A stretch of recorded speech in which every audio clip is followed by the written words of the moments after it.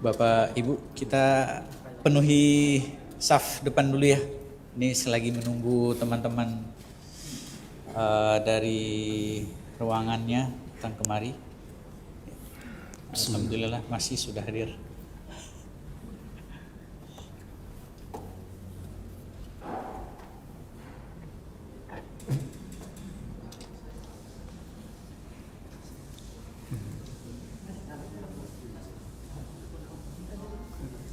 Di sini ini kosong.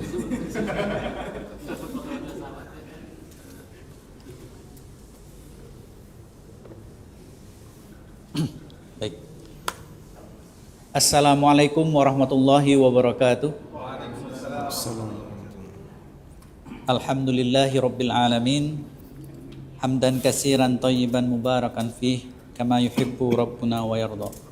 Allahumma salli wa sallim wa barik ala nabiyyina Muhammad wa ala alihi wa sahbihi ajma'in. Alhamdulillah, segala puji bagi Allah Subhanahu wa taala atas nikmat iman, Islam dan kesehatan sehingga kita dapat berkumpul di Masjid Al-Ma'rifah Geraha Cipta Pertamina Daan Mogot pada hari ini untuk mengikuti kajian dan insya Allah dilanjutkan dengan sholat Jumat. Hadirin yang dirahmati Allah, pada kesempatan ini kita kedatangan Ustadz Ami Nur Bait, STBA Hafizahullah dan tim dari Yogyakarta yang akan menyampaikan kajian bertema fraud, kajian halal haram dunia perkantoran. Kajian ini bertujuan menuntun kita memahami batasan halal haram dalam aktivitas kerja, menghindari praktik fraud, serta menumbuhkan budaya kerja yang penuh keberkahan dan dapat dipertanggungjawabkan di dunia maupun di akhirat. Sebagai pendahuluan, izinkan kami memperkenalkan biografi Ustadz Ami Nur Bait. Ustadz Ami Nur Bait merupakan lulusan Teknik Nuklir UGM dan Madinah International University untuk jurusan fikih atau usul fikih. Saat ini beliau aktif membina berbagai komunitas seperti KPMI, APSI, dan Indonesia Bersih Riba, serta telah mendirikan sekolah diantaranya SDIT Madinah Islamic Premier School dan Wisma Tahfiz Muslimah. Beliau juga telah menulis lebih dari 20 buku tentang fikih ibadah, muamalah, dan etika bisnis, diantaranya fikih sholat duha, ada apa dengan riba, dan halal haram bisnis online. Setelah kajian akan dilanjutkan dengan sesi tanya jawab dan kuis ya. Dan kami mohon jamaah untuk mengisi saf terdepan ya. Mohon kita penuhi dulu sambil menunggu teman-teman lain untuk hadir di masjid ini. Lalu mensilentkan HP, menjaga kebersihan ya, mengingat ada snack dan karpet untuk menjaga karpet masjid. Mengingat ini live streaming juga tidak melewati posisi kamera saat ini, dan juga mengingat nanti akan dilanjutkan dengan sholat Jumat, kami mohon kerjasama dari para jamaah sekalian untuk bisa menyesuaikan agar kita dapat melaksanakan sholat Jumat tepat waktu.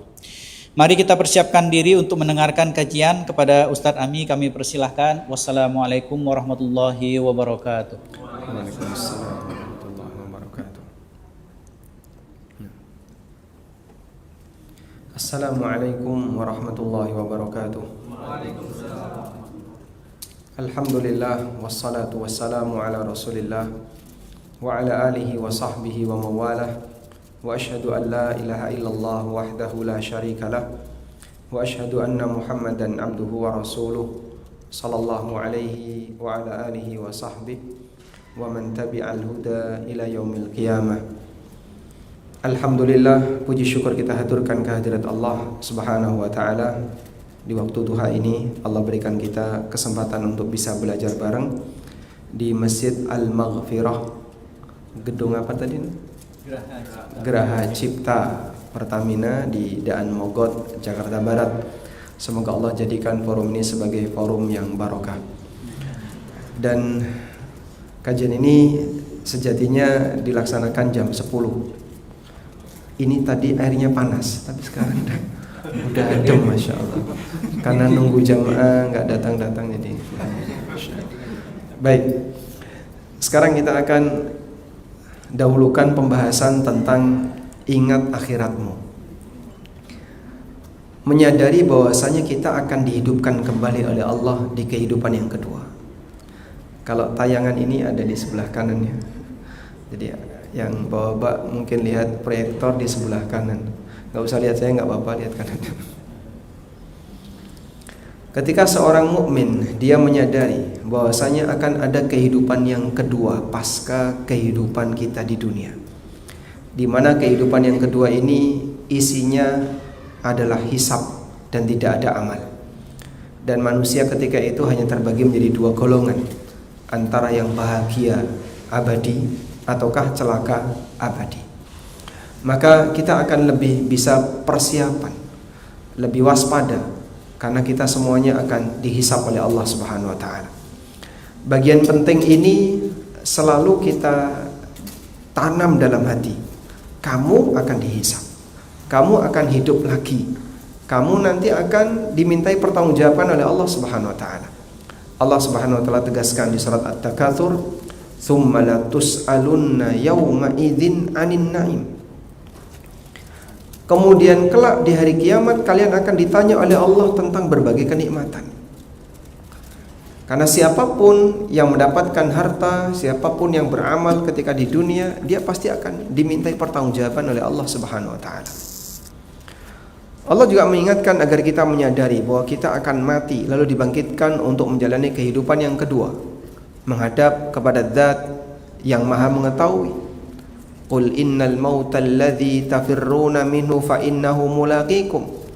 Katakanlah wahai Muhammad, sesungguhnya kematian yang kalian lari darinya, fa innahu mulaqikum, sungguh kematian itu akan mendatangi kalian. Sehingga yang sebagai subjek itu yang mana? Manusia mendatangi kematian ataukah kematian mendatangi manusia? Sebagai subjeknya adalah kematian. Sebab kita tidak tahu kematian kapan datang, tapi kematian tahu kapan dia akan menghampiri kita. Tsumma turadduna ila alimil ghaib. Kemudian kalian akan dikembalikan kepada Zat yang Maha mengetahui hal yang gaib, wasyahadah, dan hal yang tidak gaib. Dia tahu apa yang ada dalam lahir batin kita. Fayunabbi'ukum bima kuntum ta'malun. Lalu dia menceritakan apapun yang telah kalian kerjakan. Dan ayat seperti ini dalam Al-Quran banyak sekali yang mengingatkan kepada umat manusia bahwasanya mereka akan dihisab oleh Allah Subhanahu wa taala. Dan di saat manusia menghadap Allah, semua harta maupun jabatan yang dia miliki sama sekali tidak memberi manfaat baginya. Kalau di dunia mungkin orang bisa menjadi manusia kebal hukum. Di dunia mungkin orang bisa nyogok hukum. Di dunia mungkin orang bisa mempermainkan pasal. Tapi di akhirat tidak mungkin itu dilakukan. Sehingga walaupun manusia itu memiliki pangkat yang sangat tinggi, jabatan yang sangat serius, harta yang banyak, tapi ketika dia menghadap Allah Subhanahu wa taala berlumur dengan dosa dan maksiat, maka bisa jadi semua yang dia miliki itu akan menjadi petaka ketika dia menghadap Allah. Allah Ta'ala berfirman, "Yauma la yanfa'u malu wala banun." Pada hari di mana harta dan anak tidak akan memberi manfaat, illa man atallaha biqalbin salim, kecuali mereka yang datang menghadap Allah dengan hati yang salim. Datang menghadap Allah dengan hati yang salim artinya dia datang menghadap Allah Subhanahu wa taala dalam kondisi hatinya bersih dari dosa dan maksiat. Apa mungkin, Pak, kita bisa menjadi hamba yang bersih dari dosa dan maksiat? Karena kita tidak maksum, itu tidak mungkin. Tapi bukan berarti kita boleh memperbanyak dosa dan maksiat. Tekan sebisa mungkin, kurangi semaksimal mungkin perbuatan dosa dan pelanggaran yang kita lakukan. Karena yang selamat adalah siapa yang hatinya menghadap Allah dalam kondisi bersih. Makin bersih, makin besar peluang selamatnya. Makin kotor, juga sebaliknya, makin besar peluang celakanya. Kita berjuang untuk menjadi hamba yang baik, membersihkan hati kita dari aneka noda-noda dan kotoran maksiat. semua maksiat yang dilakukan oleh hamba, baik berkaitan dengan hak Allah maupun berkaitan dengan hak makhluk, akan memberikan tanda noda hitam di hati manusia. Sebagaimana yang pernah disabdakan Nabi SAW. Beliau pernah mengatakan, "Idza adnabal 'abdu dzanban." Ketika seorang hamba itu melakukan sebuah perbuatan dosa, nukitat fi qalbihi nuktatun sauda, maka di hatinya akan dikasih satu noda hitam. Kalau dia banyak bermaksiat, titik-titiknya jadi banyak. Kalau maksiatnya besar, tidak cuma satu titik, tapi mungkin semburan noda hitam. Fa in istaghfara wa taba, kalau dia bertaubat dan mohon ampun kepada Allah, suqila qalbuhu, maka hatinya akan dibersihkan. Wa illa zida hatta ta'lu qalbah. Kalau dia tidak bertobat, maka akan ditambahkan noda-noda hitam tadi sampai menutupi seluruh permukaan hatinya, sehingga hidayah sulit untuk ditembus. Di saat itulah hati yang penuh dengan kotoran akan berat untuk mendapatkan ampunan dari Allah di yaumil qiyamah. Dan di sini ada satu catatan, bahwasanya di hari kiamat tidak ada istilah manusia kebal hukum. Bisa jadi ketika di dunia ada orang berkuasa, terbebas dari pantauan KPK, bahkan kebal terhadap hukum negara, sehingga saat dia melakukan pelanggaran tidak ada yang tahu, CCTV sudah dimatikan. Namun itu semua tidak berlaku di hadapan Allah Subhanahu wa taala. Hakim zat yang maha melihat, Allah Azza wa Jal, dan dia menyaksikan dan dia akan menghakimi semuanya. Qul ayyu syai'in akbaru syahadah? Qul Allah. Katakan Nabi Muhammad, apakah yang paling besar persaksiannya? Qul, jawabannya adalah Allah syahidum baini wa bainakum. Dialah yang paling besar persaksiannya, yang akan menjadi saksi antara kita dan kalian. Nah, di sini ada satu karakter dunia yang disampaikan oleh Ali bin Abi Thalib. Anda bisa hafalkannya. Saat Ali bin Abi Thalib ditanya oleh seseorang, seperti apa karakter dunia? Kata Ali, awwaluha ana wa akhiruha fana, fi halalihi hisabun wa fi haramihi iqabun. Karakter dunia itu awalnya melelahkan, didapatkan dengan cara capek. Bapak rumahnya di mana, Pak? Depok. Waktu berangkat ke sini macet enggak? Hari ini lebih lancar, Masya Allah. Kata ada WFH, sehingga lebih lancar, jadi nggak macet ya. Biasanya tanpa WFH macet. Berapa jam dari Depok ke sini? Kalau saya pagi soalnya. Satu jam. Kalau pulang? Pulang 1,5 jam. 1,5 jam. Bapak rumahnya mana, Pak? Cengkareng. Oh, dekat, Masya Allah. Ada yang paling jauh di mana dia? Di Depok mungkin paling jauh. Bogor ada di Bogor? Di Bogor. Berapa jam kalau perjalanan? 2,5 jam. Masya Allah. 2,5 jam itu bukan ngebut ya, tapi dia bertahan di atas kendaraan macet sampai rumah sudah gelap. Berangkat gelap, pulang gelap. Masya Allah. Untuk mendapatkan secuil dari dunia. Maka kalau Ali bin Abi Thalib mengatakan awwaluha ana, dunia itu awalnya capek. Capek gimana? Semua yang memperjuangkan untuk mendapatkan bagian dari dunia, capek dia. Ada yang rebutan minyak sampai perang. Ada yang rebutan batu bara sampai berantem. Ada yang rebutan apa lagi, belum lagi yang mereka kerja di area-area yang penuh dengan sengketa. Wa akhiruha fana, ujungnya semuanya pasti akan binasa. Yang kita perjuangkan dengan lelah itu semuanya pasti akan meninggalkan kita atau kita yang meninggalkan dia. Karena ada dua kemungkinan, kita yang mati duluan sebelum harta itu habis, atau harta itu habis dibinasakan oleh Allah sebelum kita mati. Tapi yang jelas semuanya pasti akan fana. Fi halali hisabun, itu pun nanti kita akan dihisab untuk bagian yang halal. Wa fi haramihi iqabun, sementara untuk bagian yang haram kita akan dihukum. Gak ada pilihan yang ketiga. Yang halal dihisab, yang haram diazab. Maka sungguh sangat merugi kalau ada orang yang sudah lelah mencari harta, capek mencari dunia, tapi nanti di yaumil qiyamah dia tambah capek karena harus menjalani hukuman yang tidak bisa diprediksi oleh manusia. Sekarang kita akan lihat catatan yang kedua. Selanjutnya, pada saat Anda diterima sebagai karyawan, Anda bekerja di bagian apapun, baik yang karyawan outsourcing maupun karyawan resmi atau yang lainnya, sadarilah bahwasanya sejatinya Anda sedang berakad dengan Allah. Karena itu jangan khianat. Kenapa kita sebut itu adalah berakad dengan Allah? Sebab memenuhi setiap akad itu perintah Allah. Seperti yang Allah Subhanahu wa taala tegaskan di surat Al-Maidah. Ya ayyuhalladzina amanu aufu bil uqud. Wahai orang yang beriman, penuhilah setiap akad yang nyuruh Allah Subhanahu wa taala. Sehingga ketika kita berakad dengan orang lain, hakikatnya kita sedang terikat dengan aturan Allah. Kenapa, Pak? Karena di situ ada perintah Allah. Maka memenuhi konsekuensi akad sama dengan menjalankan perintah Allah Subhanahu wa taala. Bagian ini yang perlu kita pahami. Teks ini ada dalam Al-Qur'an. Saat Ramadan Anda membacanya, walaupun mungkin di luar Ramadan sudah Anda lupakan, nanti dibaca lagi pas Ramadan lagi. Setahun sekali khatam Quran ya Pak. Ada yang setahun lebih dari sekali khatam. Mungkin ada ya. Baik.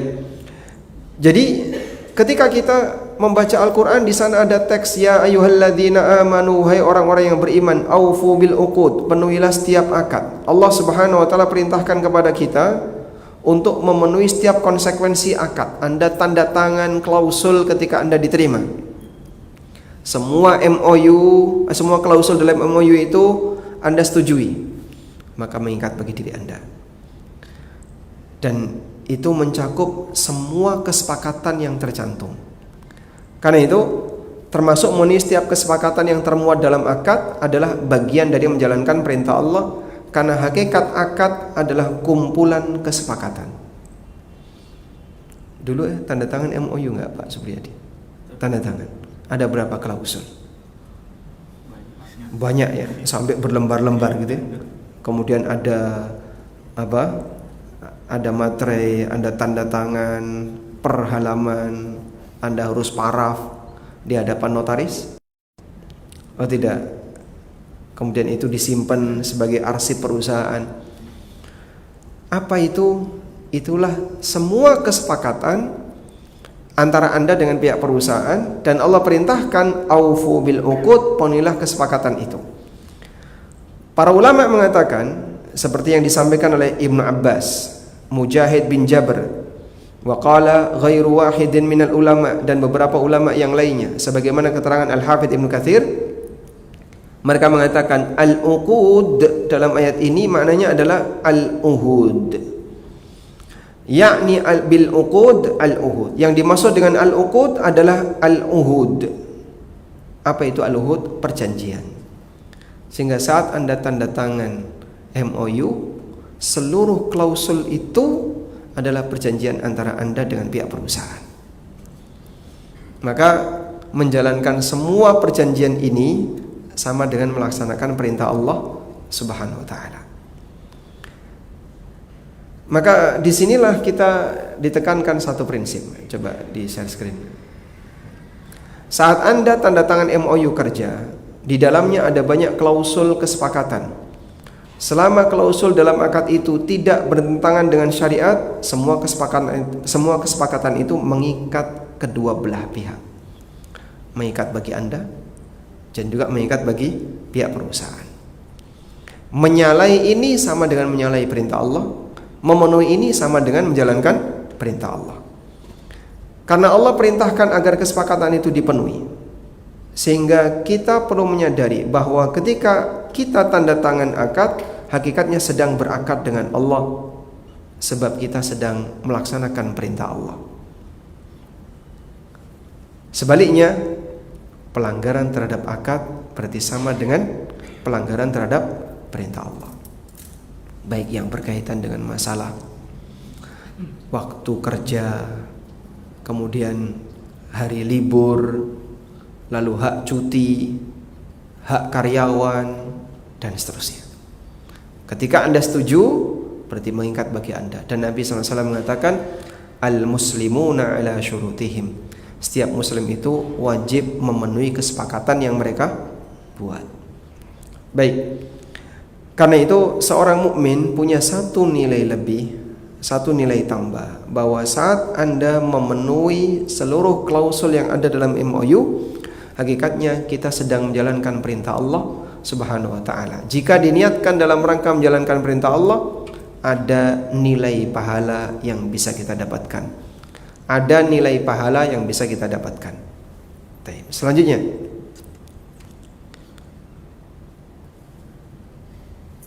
di sini ada satu fenomena yang mungkin perlu kita waspadai, yang kita sebut dengan fenomena tatfif. Fenomena tatfif. Orangnya namanya mutaffif. Sebutkan satu surat dalam Al-Quran yang menyebutkan fenomena mutaffif. Surat, coba surat apa? Ada jamaah yang bisa kasih jawaban. Surat? Angkat tangan dulu. Baik. Al-Mutaffifin, bisa dibaca 5 ayat? Awal dari Al-Mutaffifin. Enggak hafal? Ya, silakan. Wailul lil mutaffifin alladzina idza talu 'alan nasi yastawfun wa idza kaluhum aw wazanuhum yukhsirun. Terus kalau jadi imam apa loh? Begitu dites jadi lupa. Ini karena yang lain pada melototin ini.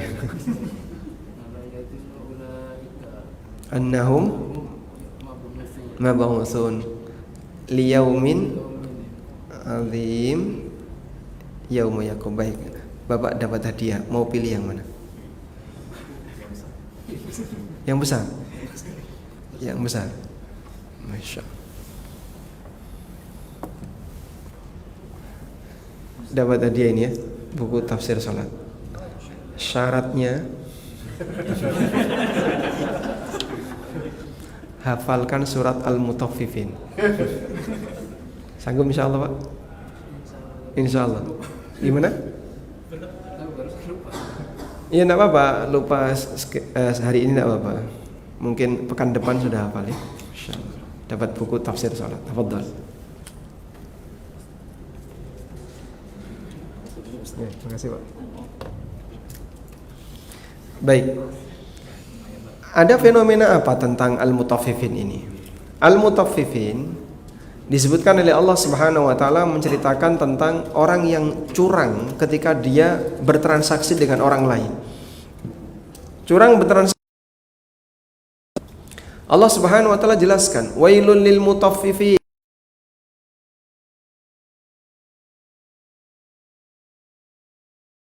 alladzina idza talu 'alan nas yastawfun, yaitu orang yang kalau membeli dia minta untuk dipenuhi. Wa idza kaluhum aw wazanuhum yukhsirun, tapi giliran dia menjual semangatnya suka mengurangi. Dan itulah karakter kita. Banyak orang yang punya karakter ketika dia bermuamalah pokoknya enggak mau rugi. Kalau beli jangan sampai ada yang kurang, tapi giliran dia ngasih ke orang lain, menjual ke orang lain, suka punya semangat apa? Mengurangi, tidak memberikan yang terbaik. Kayaknya saya nggak melakukan kayak gitu. Anda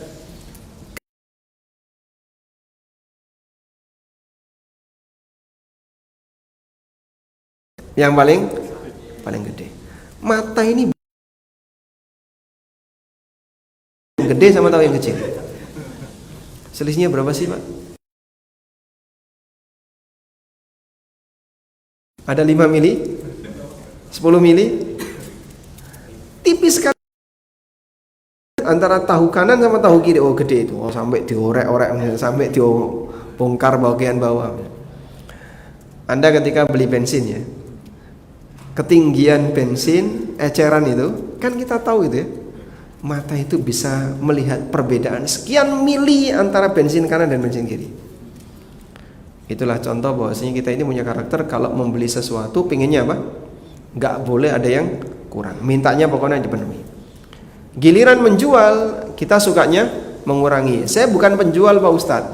Baik, memang ini tidak terbatas pada transaksi jual beli. Sekarang kita lihat di sini. Ayat ini secara tekstual menyebutkan tentang pelanggaran yang terjadi dalam praktek jual beli, di mana ada orang yang ketika menjual semangatnya suka mengurangi takaran, sebaliknya ketika dia kulaan dan membeli mintanya dipenuhi. Ini secara tekstual. Meskipun secara tekstual berbicara tentang masalah jual beli, namun para ulama ahli tafsir menyebutkan bahwa ayat ini bisa melebar. Tafsirnya bersifat muta'addi. Muta'addi itu tidak hanya terbatas pada teks yang disebutkan, sehingga dia bisa melebar pada kasus yang lain. Kasus yang lain itu batasnya apa? Semua yang di situ melibatkan pelanggaran terhadap keseimbangan antara hak dan kewajiban. Ketika seseorang tidak seimbang antara hak dan kewajiban, berarti dia termasuk dalam praktek mutawif. Ada orang yang pinter nuntut hak tapi malas menunaikan kewajiban. Itulah manusia mutawif. Seperti yang disampaikan oleh As-Sa'di rahimahullah, beliau mengatakan, wa dallatil ayatul karimah, ayat yang mulia ini menunjukkan ala annal insana kama ya'khudhu minan nasi alladhi lahu, bahwa setiap manusia sebagaimana dia boleh mengambil haknya yang ada di tangan orang lain, yajibu alaihi ayyu'tiyahum kullama lahum minal amwali wal muamalat. Dia juga berkewajiban untuk memberikan hak orang lain ya, yang ada pada dirinya, baik berkaitan dengan harta maupun transaksi muamalah. Ya memang secara tekstual berbicara tentang pelanggaran jual beli, tapi secara kontekstual ayat ini berbicara tentang orang yang tidak bisa menyelaraskan antara hak dan kewajiban. Pinter nuntut hak tapi malas menunaikan kewajiban. Contohnya di sini, Pak. Kalau nuntut hak dia maksimal, giliran menunaikan kewajiban dia suka telat. Dan setiap hamba itu melekat pada dirinya hak dan kewajiban. Ada hak sebagai suami, ada kewajiban suami. Ada hak sebagai istri, ada kewajiban istri. Ada hak sebagai karyawan dan kewajiban karyawan, sebagaimana ada hak perusahaan dan kewajiban perusahaan. Kalau ada seorang muslim yang dia lebih pinter nuntut hak, suka nuntut hak tapi dia malas menunaikan kewajiban, berarti dialah manusia seperti yang disebutkan oleh Allah, mutawif. Mutawif itu apa tadi? Manusia curang. Dan dinyatakan oleh Allah Ta'ala dalam firman-Nya, wailun, kecelakaan. Kata wail di sini ulama beda pendapat. Ada yang mengatakan wail di sini artinya adalah sebuah jurang yang ada di neraka. Ada yang mengatakan wail di sini artinya adalah kalimatuz zajar, kata yang digunakan untuk melarang orang lain, mencela orang lain. Tapi intinya kata wail ini sifatnya celaan bagi pelaku yang disebutkan setelahnya. Oleh karena itulah ini peringatan keras bagi kita, jangan sampai kita menjadi manusia yang mutawif. Karakter tatfif dipahami sebagai tindakan semangat mengambil hak namun malas menunaikan kewajiban. Allah Subhanahu wa taala kasih peringatan di lanjutan ayat, ala yadhunnu ulaika annahum mab'utsun. Tidakkah mereka itu yakin kalau mereka nanti akan dibangkitkan oleh Allah? Tidakkah mereka itu yakin kalau nanti mereka akan dibangkitkan oleh Allah Subhanahu wa taala? Coba ya, yang di belakang, Masya Allah. Pertanyaannya, ya, bapak yang megang HP, Masya Allah.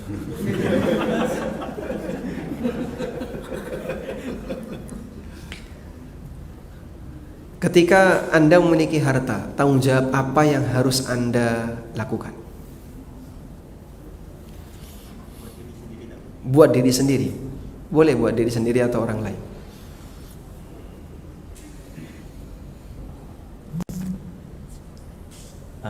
Paling untuk keperluan pribadi dulu. Untuk keperluan pribadi dulu. Habis itu mungkin zakat.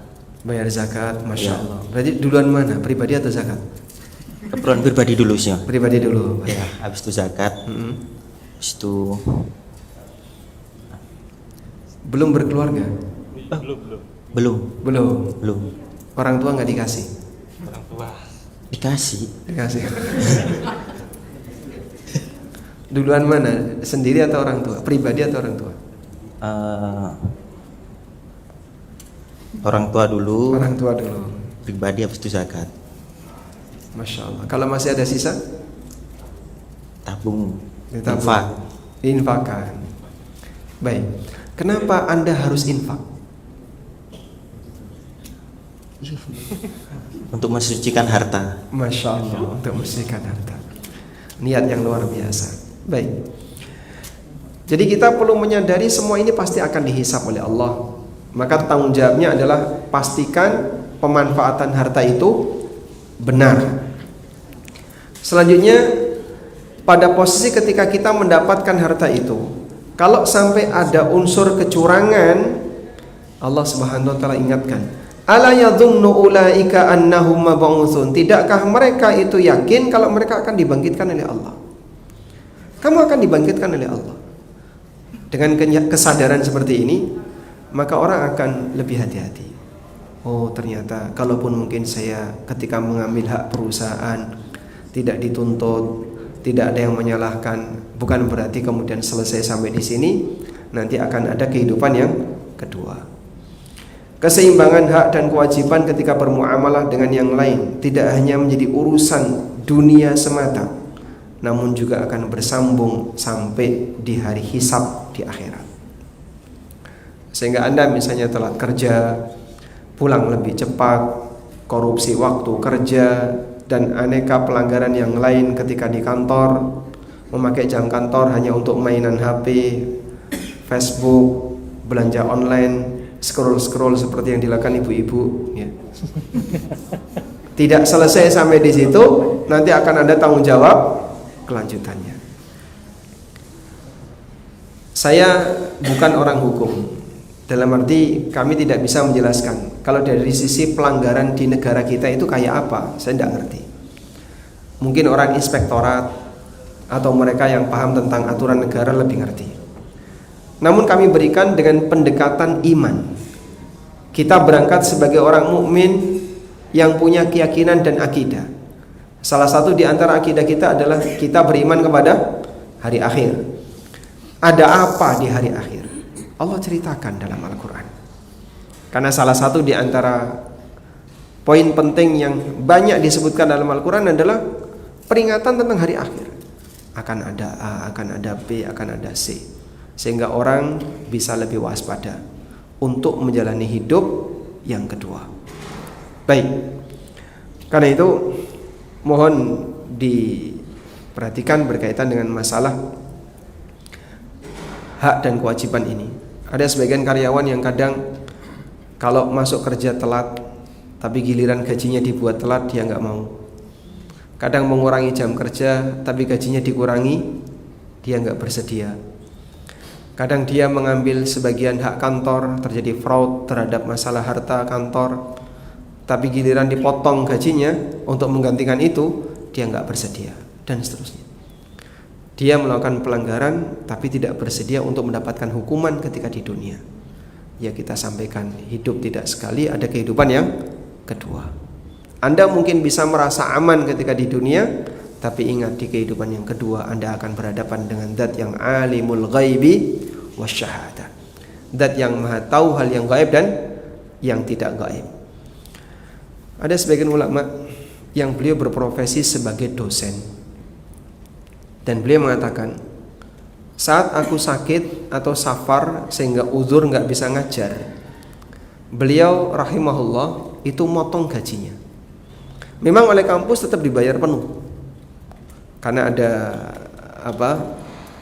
gaji pokok ya, main salary, dan kemudian dia dapat bonus dan tambahan. Dikasihkan semuanya kampus. Karena beliau termasuk di antara ulama yang senior. Tapi subhanallah, beliau sendiri mau motong gajinya sendiri. Sehingga beliau ngitung, kalau saya bolos sekian hari atau saya mengurangi waktu ngajar sekian jam, maka beliau ngitung, beliau potong sekian untuk dikembalikan ke kantor. Nah, model kayak gini kan di tempat kita hampir tidak ada ya. Jadi kalau kita telat, gajinya dikurangi ya. Kalau bolos, gajinya dikurangi tidak ya, tetap diberikan utuh. Baik. Dan sebagian memfatwakan, jika Anda merasa yakin ada waktu kerja yang tidak Anda berikan utuh, sementara Anda digaji oleh negara, maka kembalikan sebagian ke negara. Mungkin di kantor tidak ada prosedur pengembalian itu, tapi Anda bisa lakukan sendiri atas inisiatif pribadi. Anda potong sendiri, Anda kembalikan sendiri. Gimana Pak Ustadz mengembalikan ke negara? Anda mungkin tidak punya rekening negara, tapi salah satu di antara cara yang bisa kita jadikan sebagai solusi adalah Anda kembalikan dengan cara digunakan untuk memperbaiki fasum, yang itu menjadi tanggung jawab negara. Jalan rusak ini tanggung jawab negara, selokan rusak ini tanggung jawab negara. Tapi belum ada pembenahan, ya mungkin dananya belum turun. Andai kan misalnya sekian karyawan dan ASN atau aparat yang ada yang kerja di negara ini, coba Pak, dengan berbekal kesadaran pribadi tadi, boleh nggak Bapak sisihkan kira-kira gaji Bapak yang bermasalah berapa? Kumpulin jadi satu. Saya yakin jalanan Daan Mogot Pak bisa dicor semuanya Pak, ketutup itu nanti. Karena kita tahu bahwasanya seperti ini mungkin cukup banyak. Baik. Selanjutnya, setelah kita sadar terkait masalah bahayanya orang yang tidak seimbang antara hak dan kewajiban, berikutnya saya akan lebih fokus membahas tentang korupsi waktu kerja. Beragam bentuk korupsi waktu kerja. Ada yang mengurangi jam kerja, datang telat, pulang lebih cepat. Ada yang menggunakan jam kerja untuk kepentingan pribadi. Ada sebagian karyawan ketika jam kerja jualan online, pakai internet kantor, menggunakan waktu kantor untuk kepentingan pribadi. Ada yang ketika jam kerja dia gunakan untuk aktivitas yang lain, ya, jemput anaknya sekolah, ngantar istrinya ke pasar, apalagi pas WFH, mumpung tidak ke kantor. Di mana Pak? Pasar. Loh, WFH kok di pasar? Loh, saya nyewa co-working space di pasar. Nggak ada ceritanya ya. Ternyata ngantar istrinya. Di mana? Di mall. Ternyata ngantar istrinya. Atau mungkin dia ngantar anaknya jalan-jalan di tempat wisata. Memang WFH, Anda boleh kerja di rumah, tapi bukan berarti terus menggunakan waktu itu seenaknya, karena dia harus dalam posisi siaga kerja. Sehingga kalau misalnya dia nggak ngadep laptop, kesulitan untuk segera membuat laporan atau melakukan sesuatu, maka sejatinya dia mengurangi jam siaga kantor. Sekarang kita lihat di sini. Ada satu teori berkaitan dengan masalah akad yang dilakukan oleh karyawan.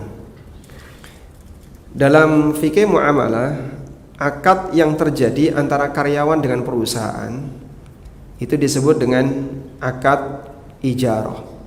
Akad karyawan itu disebut dengan, akadnya adalah akad ijarah. Ijarah itu ada dua. Ada ijarah al-ain. Ini berarti sewa barang, seperti sewa mobil, sewa rumah, dan seterusnya. Namanya ijaratul ain. Dan ada namanya ijaratul ashkhas. Ini berarti jasa manusia. Manusia tidak boleh diperjualbelikan, tapi dia boleh dibeli jasanya. maka kerja manusia bisa dijadikan objek transaksi, tapi fisik manusia tidak boleh jadi objek transaksi. Karena itu pada diri manusia, untuk fisik dan apapun yang diproduksi oleh fisik, kemudian hasil produksi fisik. Hasil produksi fisik contohnya apa, Pak? Misalnya ASI, air ludah, darah, dan seterusnya. Ini terlarang untuk ditransaksikan. Terlarang jadi objek akad. ASI boleh nggak? Nggak boleh. Sebagaimana jual beli darah, nggak boleh. Maka orang donor darah itu bukan jual beli darah. Menyumbangkan boleh, tapi dilarang. Beda ya? Baik. Kalau sampai ada unsur komersil, saya jual darah saya, sekian ampul saya minta duit sekian, nggak boleh. Jual ASI nggak boleh. Tayyib. Namun manusia boleh ditransaksikan kerjanya, sehingga kerja manusia boleh dijadikan sebagai objek akad. Nah, objek akad yang bentuknya kerja manusia itu disebut dengan ijarah al-ashkhas. Orangnya disebut pekerja, itu dalam bahasa Arab disebut dengan ajir. Ajir artinya adalah pekerja, sehingga Anda atau ajir. Sudah? Nah, saat orang melakukan transaksi sebagai pekerja,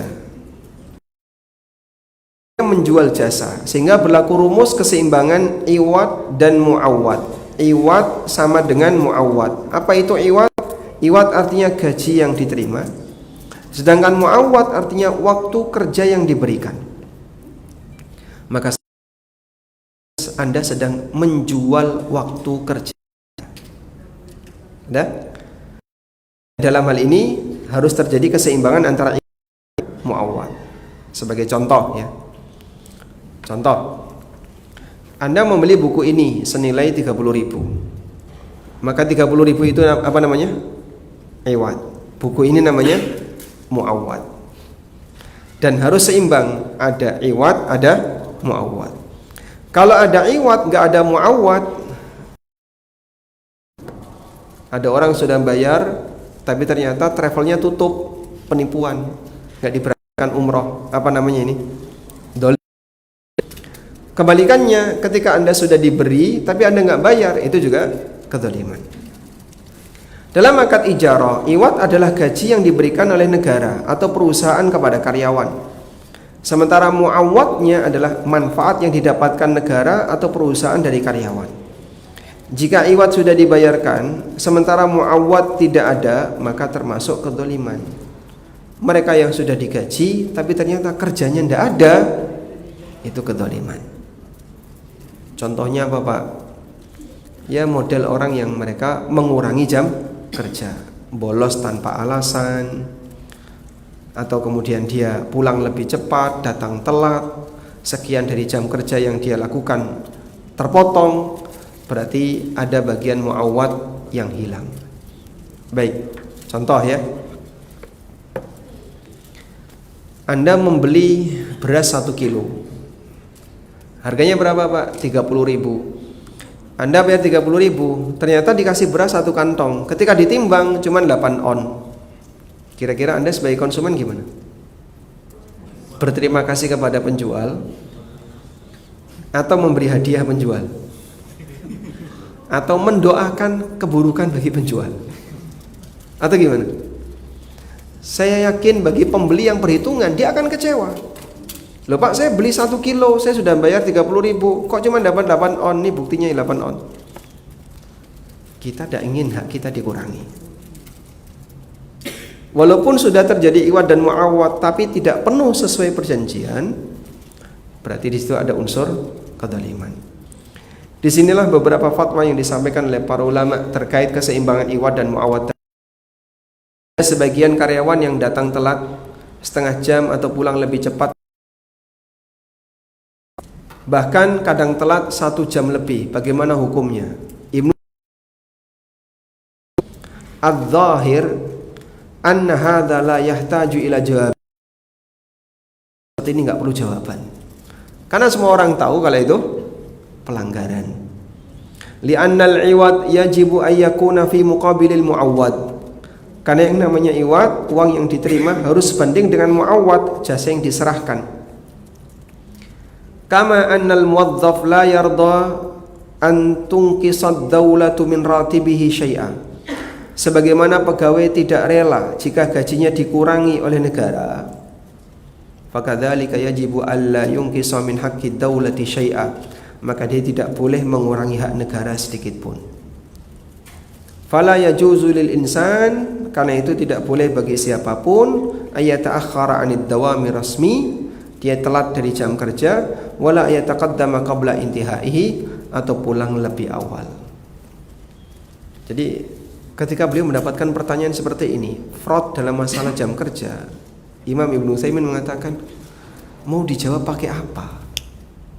Karena sudah jelas pelanggaran. Kalau tadi kita sudah mendapatkan satu prinsip bahwa menjalankan perjanjian dan kesepakatan itu adalah sama dengan menjalankan perintah Allah, berarti ada nilai pahalanya enggak? Ada. Orang Jepang itu mungkin lebih disiplin daripada kita. Orang Korea mungkin lebih amanah dalam masalah jam kerja daripada kita. Mereka dapat pahala atau tidak? Orang Jepang dapat pahala enggak ketika disiplin? Hah? Kalau Muslim dapat. Kalau non Muslim, ateis, enggak dapat. Kenapa? Ya, mereka tidak bisa beribadah kepada Allah. Tidak punya niat, tidak punya iman, sehingga amalnya tidak diterima. Sebab amal orang kafir tidak diterima oleh Allah. Allah Ta'ala menegaskan dalam Al-Quran di surat At-Taubah, وَمَا مَنَعَهُمْ أَن تُقْبَلَ مِنْهُمْ نَفَقَاتُهُمْ إِلَّا أَنَّهُمْ كَفَرُوا بِاللَّهِ وَالْيَوْمِ الْآخِرِ إِلَّا أَنَّهُمْ كَفَرُوا بِاللَّهِ وَرَسُولِهِ. Tidak ada yang menghalangi amal mereka tidak diterima oleh Allah selain karena mereka kufur kepada Allah dan Rasulnya. Tapi Anda punya satu kelebihan. Saat Anda disiplin dan amanah, maka hakikatnya sedang menjalankan perintah Allah, dan itu akan menghasilkan pahala. Bagaimana jika tidak ada yang dikerjakan? Sudah sampai kantor, tapi nggak ngapa-ngapain, kan mending pulang Pak Ustadz. Nanti bisa bareng dengan keluarganya, berbuat baik dengan istri dan anaknya. Ya. Coba saya mau tanya, sudah berkeluarga belum Mas? Sudah. Istri Anda lebih senang mana? Kerja atau libur kerja? Ya? Istri Anda lebih senang Anda kerja? Iya. Kalau nggak kerja nggak dapat gaji nanti Mas. Nggak bisa menafkahi. Berarti pas Anda nggak di rumah, istri Anda lebih senang ya? Masya Allah. Baik. Jadi bagaimana kalau misalnya nggak ada kerjaan Pak Ustaz? Kita ke kantor tapi nggak ngapa-ngapain. Ada penjaga toko dari mulai buka sampai tutup nggak ada konsumen. Jawabannya, yang penting Anda siaga kerja di tempat kerja sesuai peraturan yang berlaku. Baik ada pekerjaan maupun tidak ada pekerjaan, dia harus siaga di tempat selama jam kantor, selama jam kerja. Dalam Durur Al-Hukam dinyatakan, al-ajir tadi ya, kata al-ajir ini, al-ajir bahwasanya karyawan yastahiqul ujrah, mereka berhak untuk mendapatkan gaji. Idza kana fi muddatil ijarah, apabila selama rentang jam kerja, hadiranil amal, dia dalam kondisi hadir untuk kerja, maksudnya siaga kerja. Wala yushratu amaluhu bil fi'li, dan tidak disyaratkan dia harus kerja. Kalau nggak ada kerjaan, ya tidak harus kerja, nggak ada kerjaan. Wa ma'na kaunihi hadiranil amal, dan yang dimaksud dia hadir untuk kerja adalah ayyuslima nafsahu lil amal, dia menyiagakan dirinya untuk menerima pekerjaan. Wa yakunu qadiran, dan dia mampu untuk melakukan itu. Wa fi hali tamakkunihi min ifa'i dzalikal amal, dan memungkinkan baginya untuk menyelesaikan pekerjaan itu. Jadi yang penting apa tadi? Siaga kerja. Karena itu walaupun WFH, hari apa WFH? Hari Rabu. Anda WFH, tapi Anda harus dalam kondisi siaga kerja. Baik. Coba Mas, biasanya kalau WFH di Ragunan atau di Taman Safari? Di rumah Pak Ustaz. Di rumah, Masya Allah. Bukan WFZ ya, work from Zoom. Coba mungkin kalau sekarang ASN sedang WFH, ternyata Ragunan rame Pak. Kok plat merah parkir di sini? WFH Pak Ustaz. WFH bukan WFZ. Tapi mereka sudah ada di pantai, ada di Bogor, ada di puncak, ada di tempat wisata. Subhanallah. Akhirnya malah nggak siaga kerja. Sehingga saat dibutuhkan sesuatu ini, butuh kantor, butuh ini. Waduh, saya pas lagi di luar nih, komputernya lagi di rumah. Pas lagi di mana? Wah, nggak ada internetnya. Dia di tengah hutan. Selanjutnya ini ada satu kasus, coba share screen lagi. Uang lembur tanpa lembur nih. Menerima bonus atau upah tanpa kerja. Di situ ada dua kemungkinan. Kemungkinan pertama, tidak bekerja tapi digaji atas sepengetahuan pemilik perusahaan.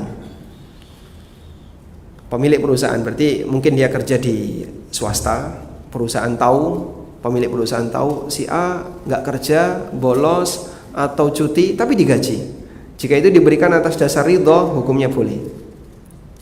Yang kedua, menerima gaji tanpa bekerja, tanpa sepengetahuan pemilik perusahaan. Ini kalau dalam konteks institusi negara atau instansi milik negara, pemiliknya adalah negara. Dan karena pemiliknya negara, berarti harus berdasarkan peraturan yang berlaku. Bagaimana kalau ada orang menerima uang lembur tanpa lembur? Uang rapat tanpa rapat, uang perjalanan dinas tanpa perjalanan dinas, disebut lembur, tercatat lembur tanpa lembur. Beberapa kasus karyawan menerima uang lembur padahal dia tidak pernah kerja lembur. Ada juga uang rapat, dia tidak ikut rapat, tanda tangannya titip teman. Ya. Ada tanda tangannya, Pak. Parafnya. Tapi parafnya siapa? Titip temannya. Bonus itu hukumnya haram. Bonus seperti itu hukumnya haram. Ya sadar maupun tidak, disimpan maupun dikeluarkan, ini pelanggaran. Dan manipulasi seperti ini cukup banyak. Bahkan udah paham semua Pak Ustaz, gak usah dibahas. Karena kalau dibahas menakutkan. Tapi bagi mereka yang sadar, dia akan dihisap, dia akan berusaha untuk menghindari itu semuanya. Wallahu alam, mungkin itu yang bisa kita sampaikan sebagai pengantar. Dan insya Allah kita masih punya sisa waktu menjelang Jumatan. Dipersilakan bagi beberapa teman-teman kalau ingin menyampaikan sesuatu kami persilakan. Wassalamualaikum warahmatullahi wabarakatuh. Muhammadin wa ala alihi wa sahbihi wasallam.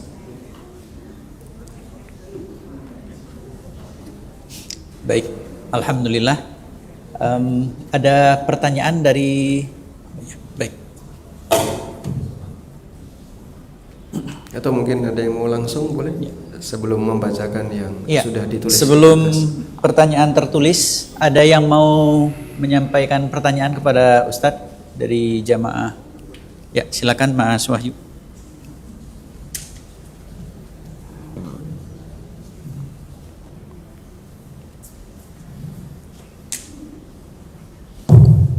Bismillahirrahmanirrahim. Assalamualaikum warahmatullahi wabarakatuh. Waalaikumsalam warahmatullahi wabarakatuh.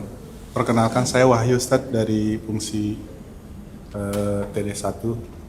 Saya mau bertanya Ustadz terkait dengan apa ya tadi yang korupsi itu ya.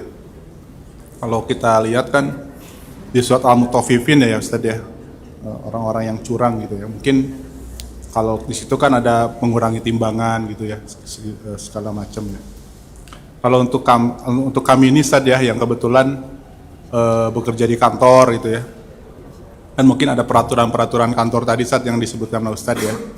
Jadi kita ada jam kerja, berapa jam kita di kantor atau WFH tadi ya, karena mungkin ada jam WFH juga. Nah tapi kan kadang ada yang berdalih misalkan harusnya dia WFH itu cuma hari Rabu ya Ustaz ya.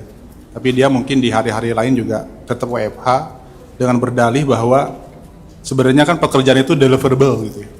Apa yang ditugaskan ke kita selesai gitu kan.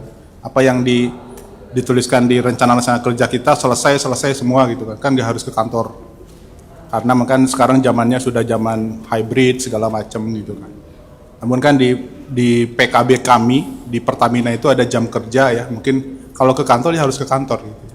Jam 7 sampai jam 4 ada istirahat satu jam gitu ya. Jam 12 sampai jam 1 misalkan. Nah kalau seperti itu Ustadz, apakah memang secara syariah dibenarkan nggak ya kita misalkan kita jam kantornya cuman setengah hari gitu ya di kantor, terus mungkin nanti kerja di rumah atau misalkan di kafe gitu, asalkan semua tugas-tugas itu selesai gitu sih. Kira-kira seperti apa Ustaz? Apakah itu termasuk kita ke dalam ayat Quran tadi ya, orang-orang yang mengurangi timbangan gitu ya? Karena kan kita ada aturan, kita sudah sepakat dengan isi dari PKB, aturan kita itu sendiri. Itu sih dari saya. Terima kasih. Wassalamualaikum warahmatullahi wabarakatuh. Waalaikumsalam warahmatullahi wabarakatuh. Baik. Dalam setiap pelanggaran yang dilakukan oleh manusia, terkadang mereka akan berusaha untuk mencari pembenaran agar tidak ada kesan beban dosa. Salah satunya model seperti tadi Pak ya. Jadi di saat dia melanggar jam kantor, mungkin dia punya banyak alasan. Ya kan yang penting tugas saya beres. Yang penting job desk sudah saya kerjakan semuanya, tidak ada yang ketinggalan dan seterusnya. Iya, barangkali kalau dari sisi fungsi Anda sudah menjalankan. Cuman ketika di situ ada peraturan dan Anda sudah sepakat dengan klausul tadi. Dalam klausul kan ada jam kerja, masuk kantor dari jam sekian, pulang jam sekian. Kemudian sudah ada PKB-nya, bagaimana ketika Anda harus memenuhi jam kantor. Ketika dia melanggar itu, berarti dia melanggar al-uqud. Dia melanggar apa? Al-uqud. Padahal Allah Subhanahu wa taala telah berfirman, "Ya ayyuhalladzina amanu aufu bil uqud." Wahai orang yang beriman, penuhilah setiap akad. Maka hukum asalnya, posisi Anda sebagai karyawan harus menyesuaikan sebagaimana kesepakatan yang Anda tanda tangani. Al-muslimuna ala syurutihim. Setiap muslim harus memenuhi kesepakatan yang dia buat. Demikian sabda Nabi SAW dalam hadis riwayat Bukhari Muslim. Untuk itu, ketika dia melanggar jam kerja, ya berarti dia melanggar kesepakatan. Dan jika bagian dari kesepakatan itu adalah Anda harus siaga di kantor, berarti dia harus datang. Kalau memang seperti ini, seharusnya kan memang tidak perlu ada kantor ya. Jadi semuanya kantornya virtual semua. Tapi kenyataannya ketika sebuah perusahaan dia tidak punya kantor, nggak bisa optimal.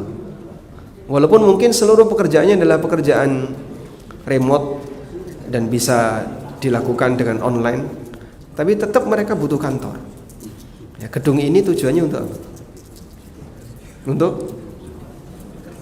Untuk melaporkan kerjaan atau untuk kerja. Di sana ada kantor A, ada kantor B, dan biaya itu mahal. Tapi ternyata tidak dimanfaatkan. Dan saya kira kerja di kantor mungkin dia bisa lebih fokus. Kerja di rumah akan banyak gangguan yang bisa dia dapatkan. Jadi saya kira alasan seperti ini terlalu berlebihan ya, sehingga kita nggak sepakat, kecuali kalau memang ada perubahan aturan seperti aturan WFH. Anda silakan WFH sesuai dengan aturan yang dibuat oleh pemerintah, maka silakan kerjakan sesuai dengan peraturan yang berlaku. Sehingga kalaupun WFH tetap siaga kerja dan tidak menggunakan jam kerja sesuai dengan keinginan pribadi. Yang kayak tadi ya, ada yang dipakai jalan-jalan, piknik ke tempat wisata. Padahal tujuan pemerintah WFH itu apa? Efisiensi konsumsi BBM kan? Wah, mereka lebih jauh lagi Pak. Rumahnya Tangerang, kantor Daan Mogot. Tapi orang Tangerang ini malah lari ke Bandung. Sehingga tujuannya untuk efisiensi malah jadi nggak efisien. Jadi mungkin paginya nggak begitu macet karena mereka sudah berangkat tadi malam. Baik, makanya mungkin teman-teman ya perlu diperhatikan, ikuti aturan yang ada sehingga memang bisa diselesaikan dengan cara hybrid atau diselesaikan dengan cara online, tapi kita menyalahi klausul yang dulu pernah kita tanda tangani dalam MOU. Wallahu a'lam. Baik. Monggo. Baik. Ya, silakan.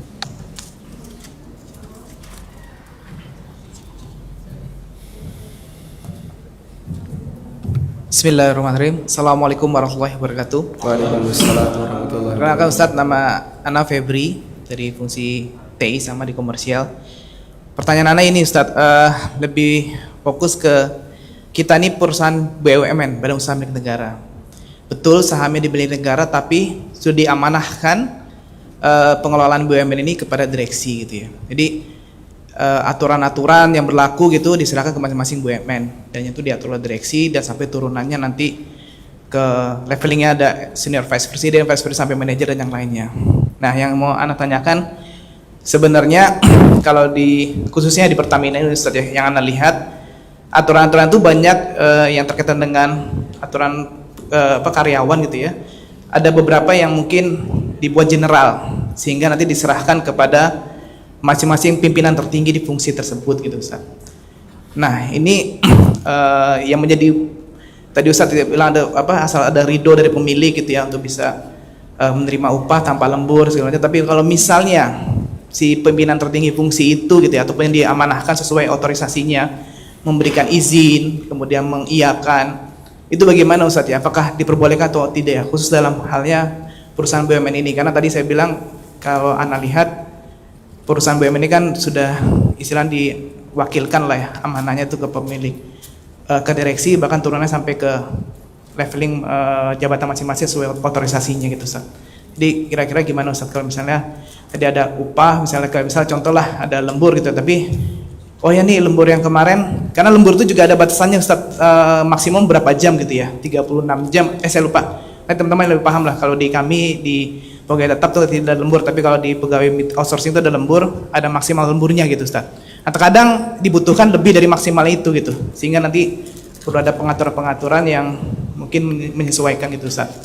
Jadi diizinkanlah oleh si pemilik otorisasi untuk bisa misalnya di bulan ini lemburnya lebih, tapi misalnya di bulan depan ya udah kamu nggak usah lembur, tapi dihitunglah lemburnya untuk mengcover lembur yang bulan sebelumnya. Contoh paling simpel seperti itu, banyak lagi yang lain gitu Ustaz. Mungkin itu Ustaz, mohon masukannya. Terima kasih. Assalamualaikum warahmatullahi wabarakatuh. Waalaikumsalam warahmatullahi wabarakatuh. Baik. Mungkin kita buat kasusnya lebih lebar ya. Kalau bahwa peraturan yang lebih rendah dia tidak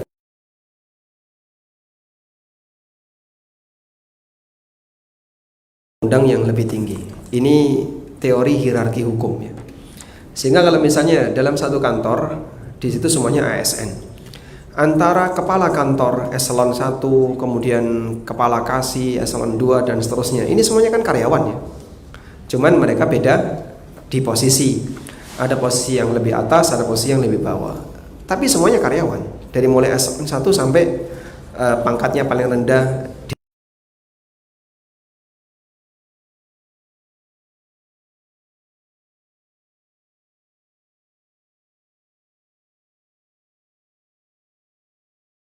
boleh. Kalau itu melanggar peraturan umum negara tidak boleh.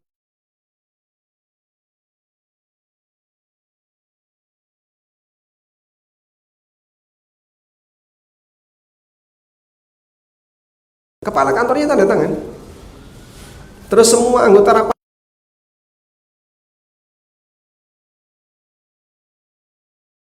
kantor. Kepala kantor sama kamu hubungannya apa? Ya dia atasan saya. Dia apanya? Ya sama-sama karyawan. Maka tidak boleh karyawan lebih atas ngajak karyawan yang lain untuk maksiat, dan sebatas diketahui dan direstui oleh atasan atau kepala kantor itu tidak mengubah hukum. Ini kalau sifatnya pelanggaran. Tapi kalau itu bukan pelanggaran dan boleh kebijakannya dikembalikan kepada pemimpin tertinggi seperti BUMN yang sudah diserahkan ke direksi oleh pemerintah. Intinya kembali kepada aturan yang berlaku. Saya nggak begitu paham tentang ini. Barangkali apa yang paham? Orang inspektorat ya mungkin ya, atau mereka yang menjadi pengawas berkaitan dengan masalah aturan di ketenaga kerjaan. Selama tidak melanggar aturan silahkan. Sehingga kalau misalnya direksi diizinkan, dia boleh dengan otoritasnya untuk memberikan bonus di luar yang sudah ditetapkan oleh pemerintah. Bonus lembur, bonus ini. Kalau di ASN kan ada gaji 13. Di Pertamina mungkin ada gaji 16, 17. Ada. Hah? Insya Allah. Insya Allah. Masya Allah. Misalnya ini ditetapkan ada THR, terus ada tunjangan tahun baru, tunjangan tahun baru Hijriah, tunjangan kurban, tunjangan Ramadan, Masya Allah. Misalnya, dan itu diizinkan, tidak melanggar aturan, silahkan. Kalau emang itu diizinkan. Intinya kembali kepada peraturan yang berlaku. Wallahu a'lam. Ya, baik. Dari jamaah ibu-ibu ada pertanyaan sebelum saya lanjutkan ke pertanyaan tertulis. Saya Mas Iqbal. Assalamualaikum Pak Ustadz. Waalaikumsalam. Saya di pinggir sih kelihatan ya. Saya mau bertanya Pak Ustadz. Saya penasaran sih terkait tadi ya, yang ayat timbangan yang sesuai perkara itu Pak Ustadz. Jadi apakah artinya kita harus bekerja dengan sesuai yang kita diperintahkan? Padahal menurut pemahaman saya, atau mungkin saya salah ya, Allah itu tidak akan tidak ada segala pekerjaan yang kita lakukan lebih sia-sia. Nah, jadi kalau misalnya kita dikasih pekerjaan tapi saya kan cuma dikasih tugas saya ini sesuai dengan aturan. Padahal kalau kita mungkin pekerjaan kita lebih, itu dianggapnya itu mungkin pahala yang lebih. Nah, itu menurut pandangan kita seperti apa ya? Yang kedua, tadi ya terkait misalnya terlambat dan lain-lain seperti itu ya. Nah, kira-kira apakah itu bisa ditebus ya ketika kita melakukan pekerjaan di hari libur atau di malam hari? Nah, ini kira-kira seperti itu sih, pandangannya seperti apa ya? Terima kasih. Baik. Untuk yang pertama, ketika seorang kerja lebih, sebenarnya begini ya, ada amalan yang disebut dengan wakaf. Amal wakaf itu apa Pak?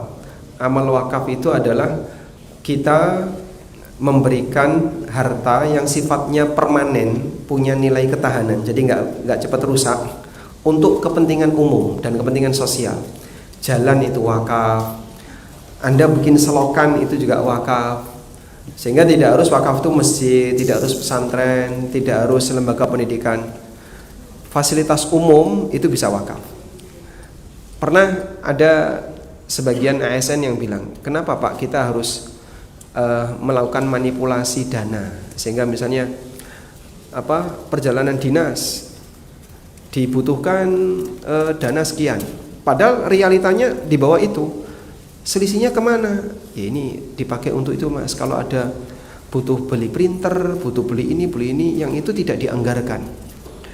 Pak, bisa nggak saya sarankan, kantor butuh printer, butuh, pakai uang saya, saya wakaf printer untuk kantor Pak. Jadi pahala nggak Pak? Pahala Pak. Ini nanti akan dipakai oleh negara untuk kepentingan masyarakat. Apalagi di posisi ketika Anda bekerja di layanan publik ya, misalnya ngeprint dokumen tertentu.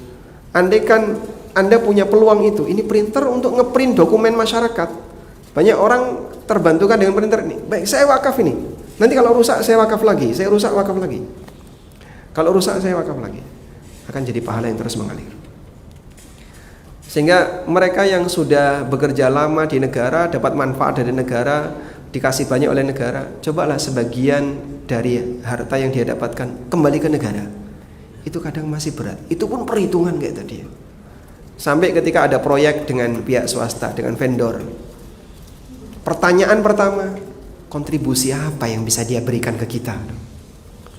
Vendornya diminta untuk ngasih kontribusi. Kontribusinya apa Pak? Tapi nyatanya untuk kepentingan pribadi dibagi-bagi. Ini apa-apaan? Kalau maksudnya vendornya diminta untuk wakaf, ya itu mungkin lebih ringan ya. Pak, kantor kami butuh ganti lampu, Pak. Kantor kami butuh layar monitor, kantor kami butuh ini. Vendor disuruh wakaf, mungkin bisa. Tapi kenyataannya bukan untuk itu kontribusinya. Nah, model-model yang disebut orang dana taktis, dana yang tidak dianggarkan dan seterusnya, kenapa kita nggak bantingan saja? Alhamdulillah, barangkali Anda punya kemampuan lebih, berarti kita kembalikan sebagian untuk negara. Maka kerja lebih itu insya Allah jadi amal soleh. Karena ini dalam rangka untuk melayani masyarakat. Kemudian yang kedua, apa tadi? Mengganti waktu. Ini kembali ke peraturan ya. Karena ada sebagian perusahaan yang dia tidak mau ada karyawannya lembur. Pokoknya jam 5 semuanya harus sudah selesai, maksimal 5.30 keluar kantor, dimatikan seluruh AC dan listrik, sudah efisiensi. Gara-gara satu orang kerja, Pak, itu masih kerja, Pak, dia tadi masuk telat, mau nambahi AC nyala, lampu nyala, gak efisien. Ada sebagian kantor kayak gitu. Tapi kalau diizinkan sama kantor, di sini diizinkan, Pak, datang telat berarti pulangnya harus telat. Saya pernah kerja di sebuah kantor kayak gitu, datang telat pulang telat, bolos sehari ganti hari libur. Sampai saya pernah hari Ahad masuk dan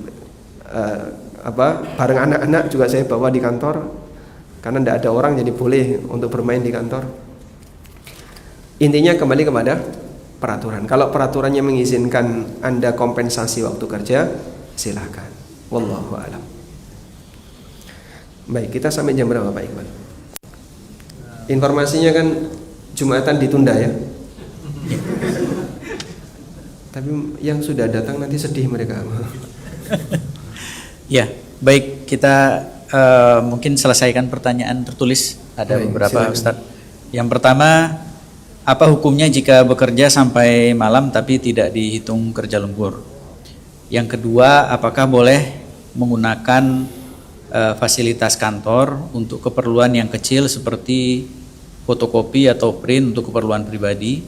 Yang ketiga, apakah boleh jika ada makanan yang tersisa dari kantor yang belum dimakan untuk dibawa ke rumah? Baik. 3 pertanyaan pertama, Ustaz. Masya Allah. Yang ketiga ini paling banyak ya. Paling sering nih, pada ngincar semua. Untuk yang pertama, kalau Anda kerja lebih tapi tidak dihitung lembur, nggak ada yang sia-sia. Jika Anda niatkan dalam rangka berbuat baik kepada orang lain, berbuat baik untuk masyarakat, apalagi ini adalah perusahaan milik negara, insya Allah bernilai pahala. Karena sekecil apapun yang dilakukan oleh seseorang akan dibalas oleh Allah. Faman ya'mal mithqala dzarratin khairan yara. Barang siapa yang beramal walaupun seberat dzarrah berupa kebaikan, dia nanti akan melihatnya di akhirat. Jadi Anda tidak perlu merasa rugi. Baik. Yang kedua, terkait menambah jam kantor tadi ya. Menggunakan fasilitas kantor. Menggunakan fasilitas kantor untuk kebutuhan yang sederhana, untuk kebutuhan ringan. Kalau secara aturan ini diizinkan, misalnya ya untuk selembar 2 lembar tidak apa-apa, tapi kalau sampai 5 buku ya jangan. Nyetak buku pakai print kantor. Terus apa lagi? Kadang pakai kendaraan kantor. Sudah ada peraturan ya, plat merah itu tidak boleh, kan ada batasannya. Plat merah tidak boleh di tempat wisata, plat merah tidak boleh keluar kota. Sehingga mobil B plat merah sampai Jogja. Masya Allah. Kok ada di Merapi? Ini Merapi kan parkir di sini. Ini gimana? Saya sempat tanya sama orang yang paham seperti itu. Kamu boleh foto terus laporkan. Nah, saya foto lapor kemana kan? Lapor ke kantor polisi kan, bingung polisinya mau menindak apa. Sehingga kasus seperti ini ya hanya bisa kita tekan dengan cara memberi kesadaran.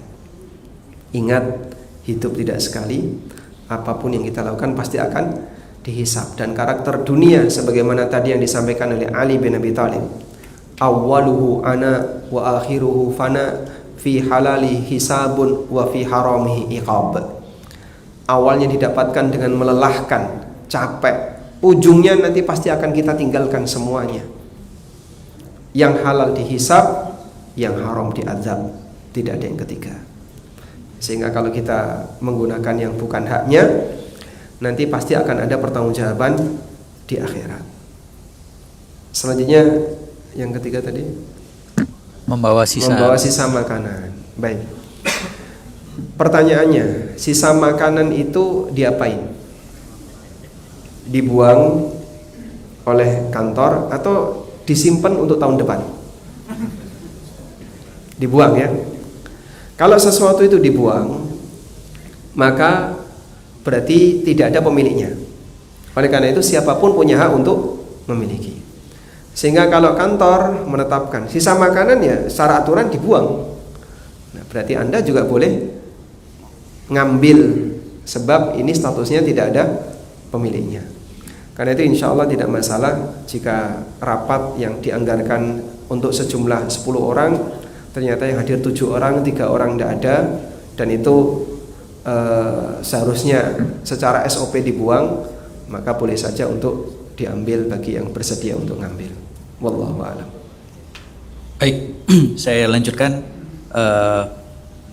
Ada case di mana ketika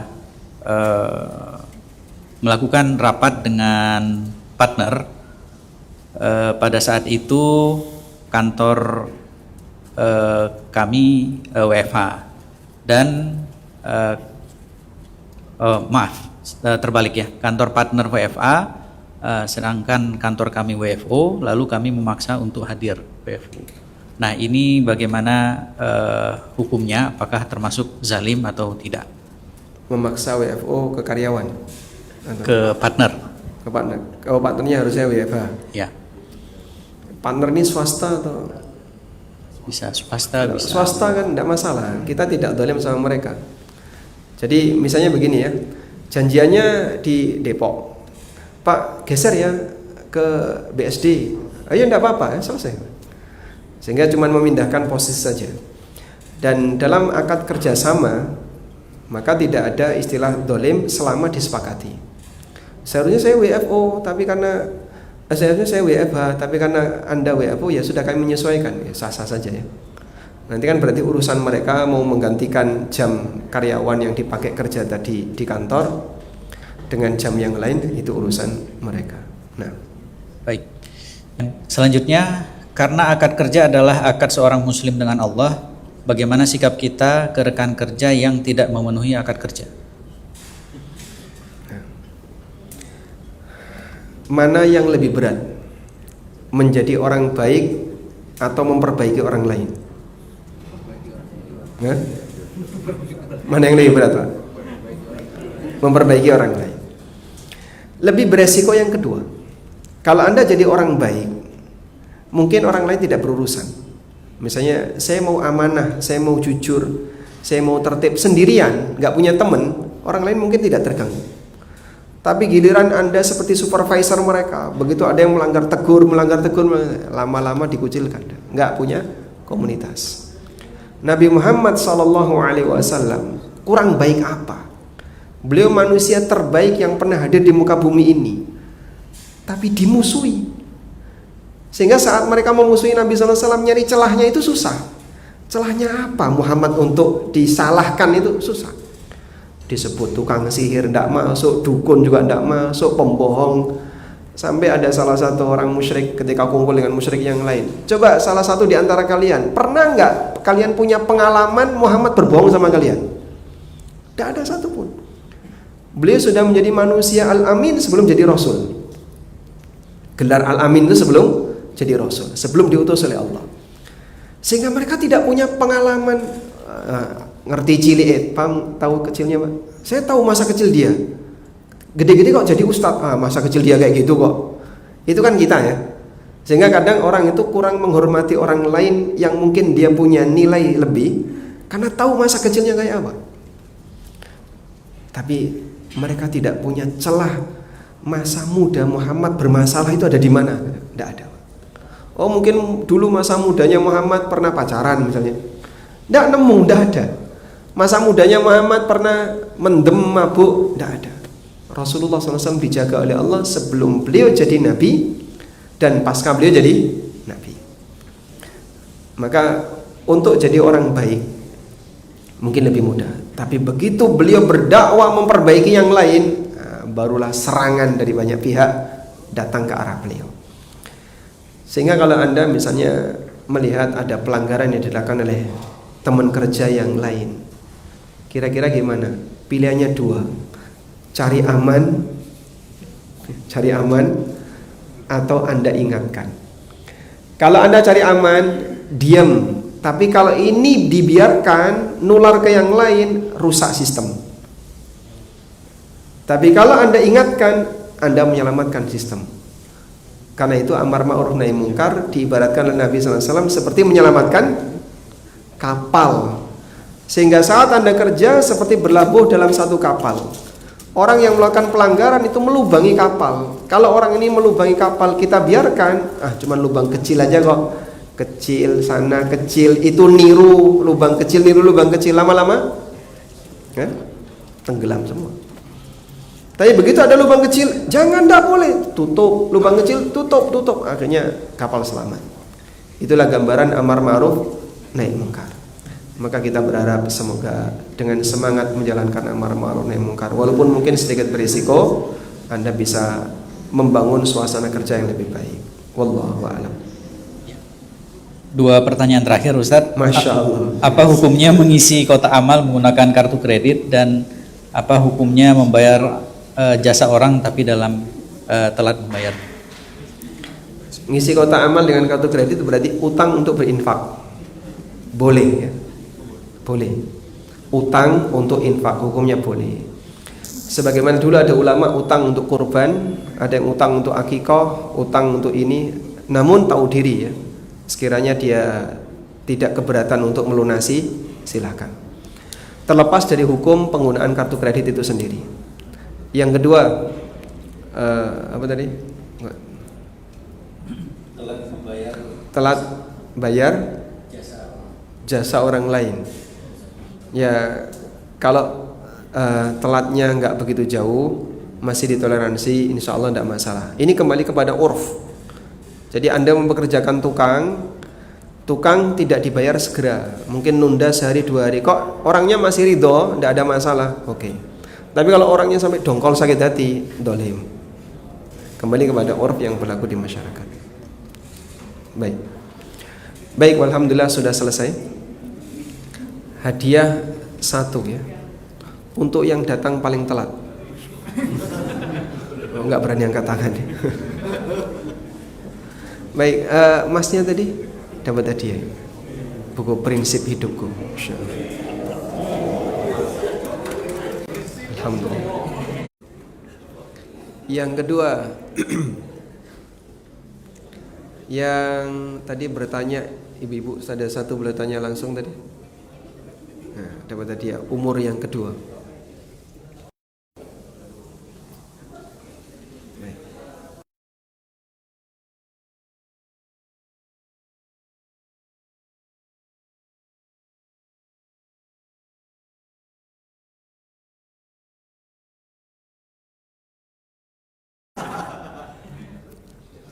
Yang kartu kredit. Baik, khusus yang nggak punya kartu kredit, pertanyaannya 1. Sebutkan dalil haramnya riba. Gampang ya.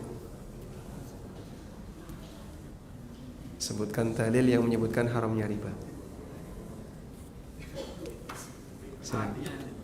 Artinya Allah halalkan jual beli dan Masya Allah, dapat hadiah.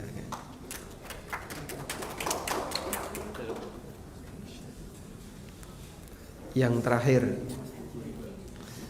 yang pernah daftar ASN tapi nggak diterima. 1, 2, 3, oh banyak ternyata. Masya Allah. Lebih nyaman mana, ASN atau karyawan Pertamina? Oh, Pertamina. Di switch ke ASN enggak mau? Sekarang enggak. Sekarang enggak. Baik, pertanyaan. Sebutkan contoh fenomena tatfif di dunia kerja. Angkat tangan dulu biar jawabnya teratur. Contoh fenomena, ya baik. Datang telat pulang on time. Datang telat pulang on time. Terus tatfifnya di mana? Mengurangi jam kerja tidak sesuai akad, tapi ada tapinya, titik-titik. Ini yang penting ini, tapinya ini. Pulangnya sesuai aturan di awal. Apanya? Pulangnya mengikuti yang awal pada harusnya. Ya, dia mengurangi jam kerja, oke. Tapi ada tapinya. Bisa dilengkapi? Separuh. Nah. Bisa dilengkapi? Tapi tidak mau gajinya, Masya Allah, tidak mau gajinya dikurangi. Baik. Nanti bagi hasil ya sama belakang. Baik, walhamdulillah.